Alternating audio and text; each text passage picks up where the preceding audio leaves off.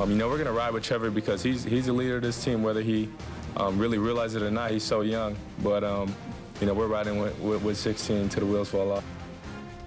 Welcome into Teal, the show. You heard it right from Jamal Agnew. The Jaguars are riding with Trevor Lawrence until the wheels fall off, and the wheels did fall off on Sunday. The Jaguars dropped a game to the Philadelphia Eagles.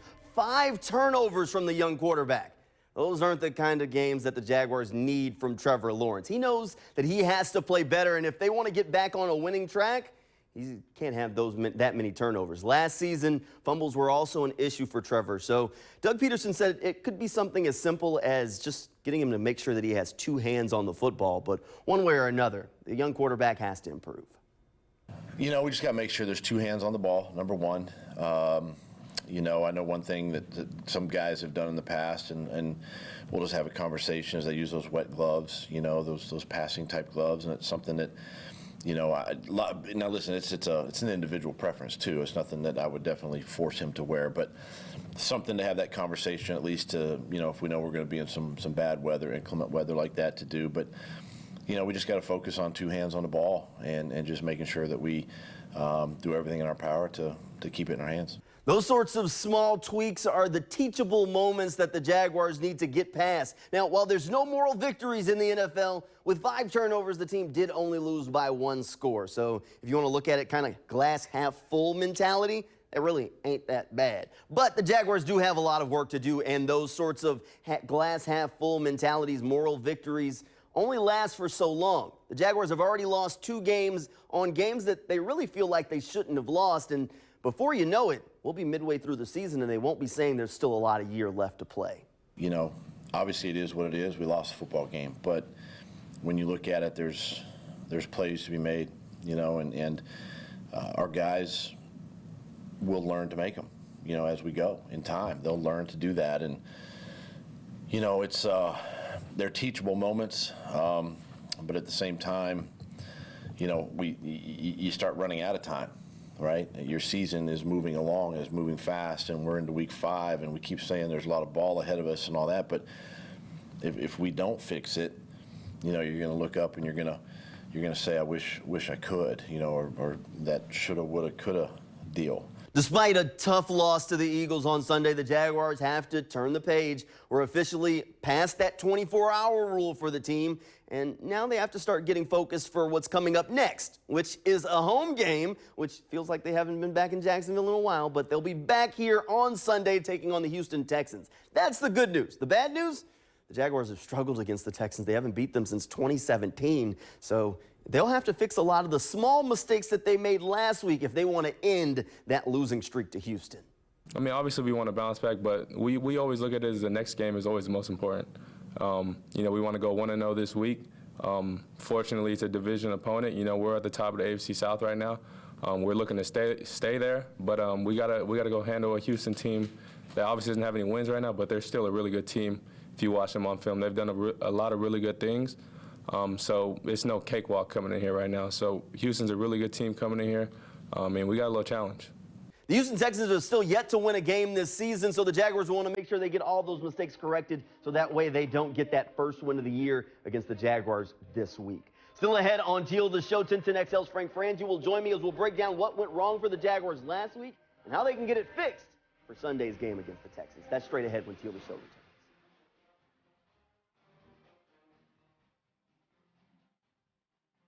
Welcome back into Teal, the show. 1010XL's Frank Frangie joining us now. Frank, it was a rough game. The Jaguars did only lose by 1 score, so that's kind of the bright spot of everything. But after such a fast start, you blink your eye and the team's up 14-0, and it looks like they're going in for that kill shot, and then everything went wrong from there on.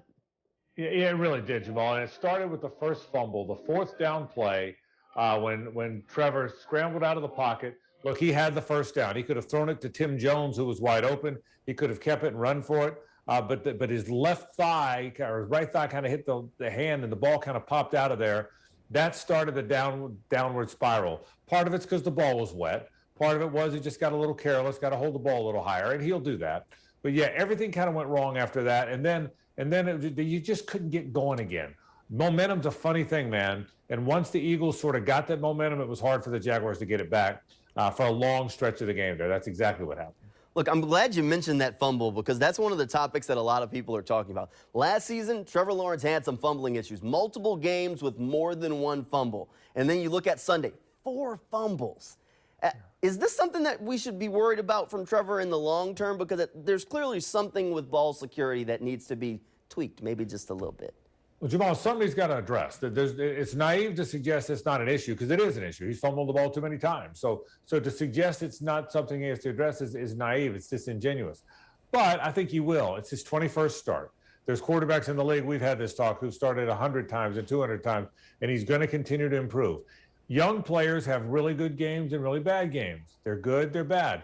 The young players aren't as consistent. Consistency is the last thing to come. But he's got to take better care of the ball. He knows that. I thought a couple times in the pocket he held it too long. I think that led to some of the strip sacks. I think on that one run, the ball, and I think the ball was wet. I'm not making excuses for him, but I think it was raining the whole time, Jamal. Sideways, it never stopped raining.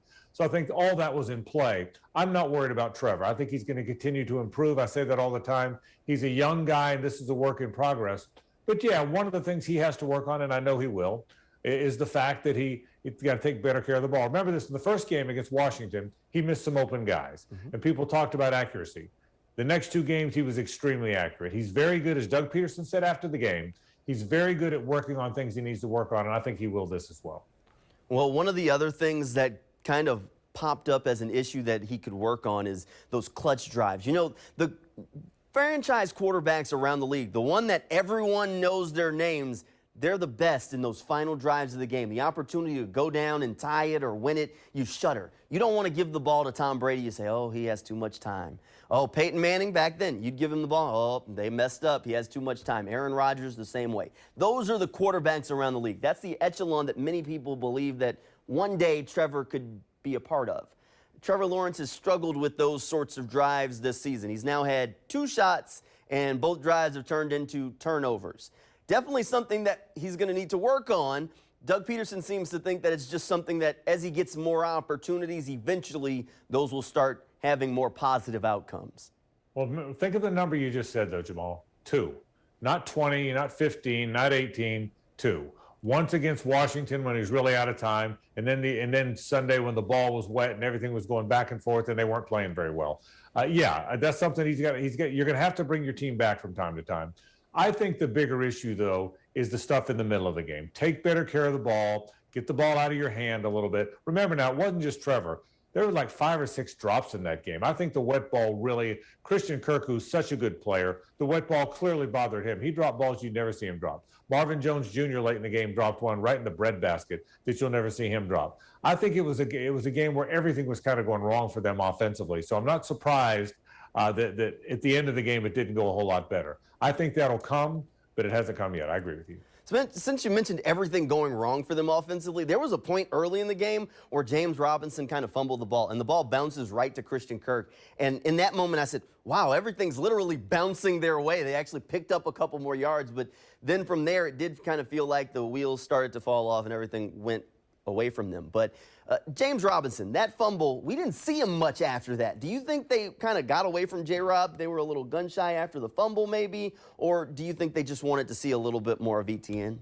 Yeah, I don't think it was either one of those things, to be honest with you, Jamal. I think what happens is they couldn't get any momentum going. It's hard to run the ball when you're 3 and out, 3 and out, 3 and out. In fact, I think that had a lot to do with the defense. People talked about the defense allowing 200 yards rushing. Well, the offense has to help a little bit. You have to stay on the field. You have to give your defense time to rest. You have to consume the ball a little bit more. The offense had a tough time doing that. That led to the defensive struggles, I think. It also led to the fact that they didn't run the ball very much. You got to make some first downs. You got to keep the ball for a while. You got to be able to catch your breath. Then you start running it a little bit more. They never found, after those first 2 drives, Jamal, they never found a rhythm. So it wasn't a lack of running the ball. It wasn't going away from one guy going to another guy. They just never found that rhythm again. That was the whole problem. You got to somehow find your rhythm. They snapped it 49 or 50 times. They ran it 19 times. They played from uphill a lot of that game. They never found a rhythm offensively, and I think all that works together. All right, on the other side of the ball, that Jaguars defense, they did give up some yards, but I never really felt like they played awful. I know the rushing numbers look gaudy, but the defense really kind of kept them in the game. They put a touchdown on the board. They got some crucial stops along the way. They really just struggled to get those 3rd-and-1 stops at times. But that Jaguars defense, this is their first time going against a mobile quarterback. How do you think they handled the RPO and that Jalen Hurts and that Eagles offense? Well, Jalen Hurts is good, Jamal. Yeah. They found that out. But again, I'm going to go back to it. The offense has to stay on the field some. The Eagles' defensive or offensive line is big and physical, and they'll wear you down and they beat on you. And those big offensive lines on running teams like to beat you down and to wear on you. So you have to be you have to rest some. This is not a deep team. When Fatukasi went out, Gotsis played, but that was it. There's no more big guys to play inside. So Gotsis and Roy Robertson Harris had to play a lot of football, more than they want to play. And they're going out there every 3 plays because the offense wasn't staying on the field. So I think all that worked in there together. You've got to keep your offense on the field, give your defense a chance. And look, Philadelphia is good. And once they got a rhythm, they started beating on that Jaguar defensive front. They ran the ball very, very well. You know, Miles Sanders is not a better back than Jonathan Taylor, who the Jags stuffed. But part of that game was the Jags offense stayed on the field and the defense could rest a little bit. I don't think you'll see what happens Sunday very often. The defense will be better than that. I'll defend the defense because the offense has to help them a little bit. All right, kind of the star of the day for that defense has to be Andre Cisco with the pick 6. Cisco's definitely turning some heads early on. I think a lot of us expected to see that, but since he just hadn't done it in the NFL yet, it's always good to kind of see it all start to come together. Think about this, Jamal. He had 13 interceptions as a collegiate, 13 interceptions at Syracuse.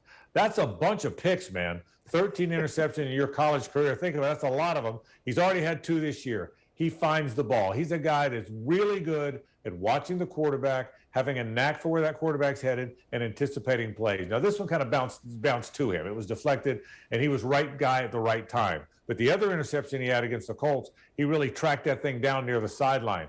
He's very good at finding the ball. Look, the big question back to last year is why wasn't he playing more? Oof. Well, now that you see how he plays this year, he clearly should have been playing more last year. Of all the mistakes that was made last year, and there were a bunch of them, that one probably jumps off the page now. We now know that Andre Cisco should have been on the field. Oh, we had all been asking that question all of last season, but you're 100% right. All right, Frank, we're going to have to put that loss behind. Of course, 24-hour rule for the team. Coming up, an AFC South matchup against the Houston Texans. The Texans haven't won a game yet this year. Do you think that the Jaguars can finally break that losing streak that they've had going on against the Texans and get a W? They haven't beat them since 2017. I do. I think the Jags are going to win the game. I think they're a good bit better team, Jamal, than the Texans. Obviously, the Texans are the only team in the league that hasn't won. But it's an important game. You have to kind of regain yourself. The last thing you want to do is show your fan base that you're the one team that loses to the Texans when they can't beat anybody else. So it's an important game from a standpoint of perception. But remember this, they've played 4 games. It's only been 4. 3 of the 4 have been on the road. So 3 road games and 4 games. 2 of those, the Chargers and the Eagles, against teams with real postseason aspirations. It's a tough schedule, man, to start this thing. I'm not making excuses, but it's been a tough schedule to start it. 4 of the next 5 games are not on the opponent's in the opponent's stadium. 3 of the next 5 are here in Jacksonville, 1's in London. The only game, true road game in the next 5 games, Jamal, is that game at Indianapolis. So I think you can get a little momentum here. It does start with this week. They've proven they're pretty good at cleaning up stuff. You saw that after the first game. I think they'll play very well against. Look, they're better than Houston. We all know that. And they don't look like the kind of team to me, Jamal, that's going to lose when they're supposed to win. You know what I mean? You're not going to go after the game and go, how did that happen? I think they'll be much better this week. We'll see, because it's an important game for the Jaguars in the division, no question. Well, Frank, we thought they were better than Houston last year, and the Texans whooped them twice. So we'll have to see if they can get a different result on Sunday. Frank, thanks for being here, and thank you for tuning in. That'll do it for Teal the Show. We'll check in with you on Friday night at 11:20 as we'll kind of close the door and get you ready for the weekend. Thanks for tuning in. Good night, and go Jags.